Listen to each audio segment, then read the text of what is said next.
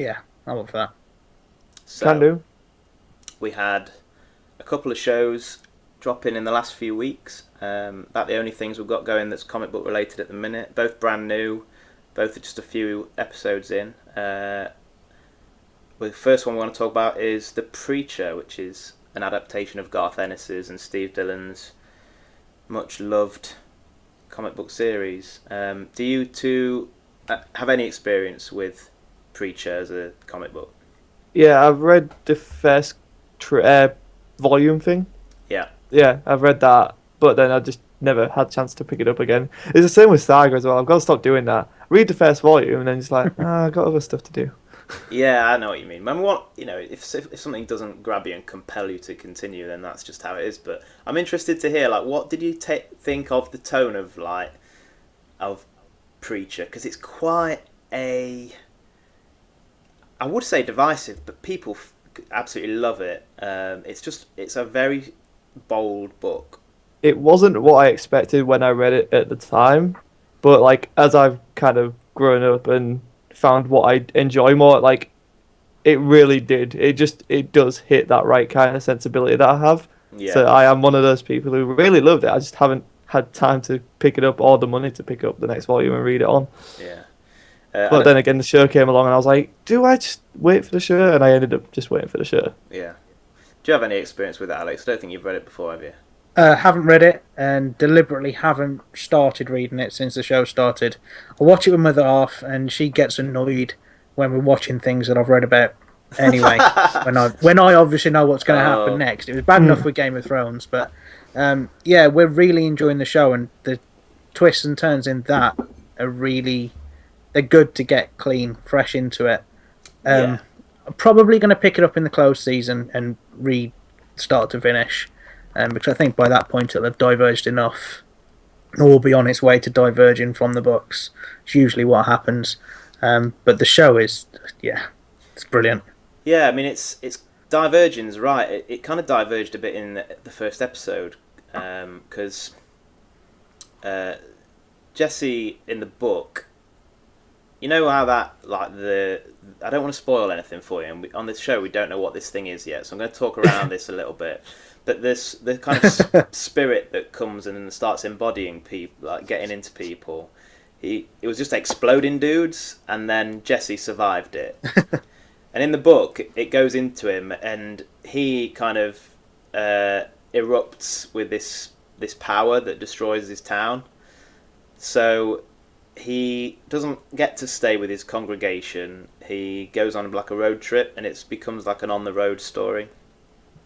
But the show made it so that when it went into Jesse, he it didn't commit genocide.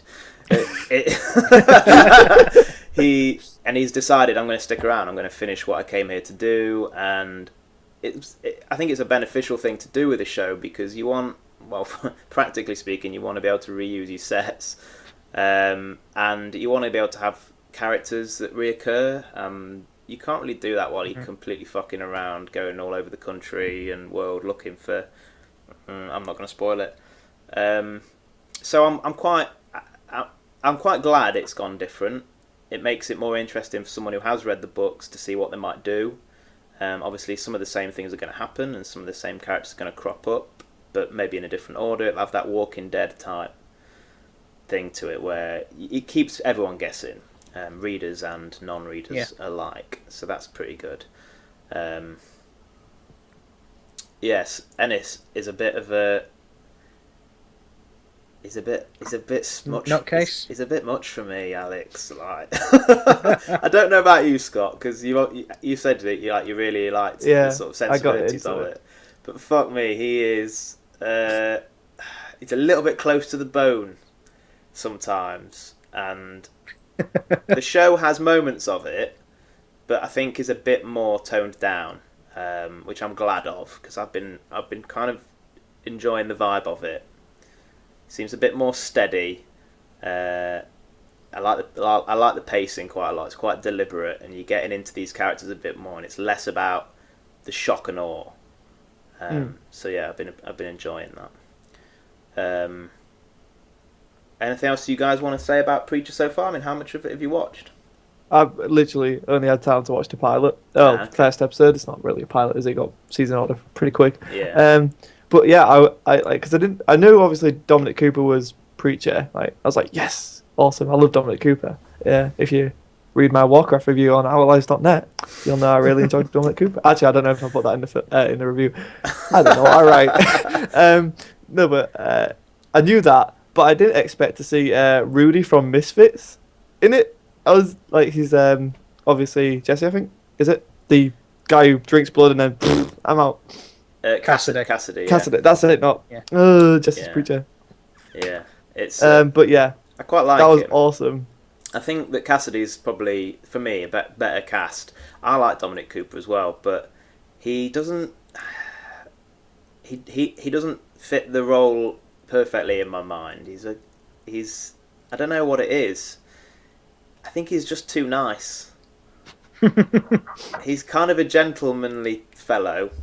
Maybe it's because I know he's a British guy. And A little bit too good looking as well, yeah. Yeah, and he's got. Maybe it's just that he isn't rocking a mullet in this. But it's just something's not quite right. Maybe he probably suits this version of Jesse more than the comic book version of Jesse because he's a bit, you know, he is a slightly different character. But you know, I like him. I found it a little bit jarring to get used to him, I guess. Do you want to say anything else about Preacher? No. Let's crack No. on then. It's good.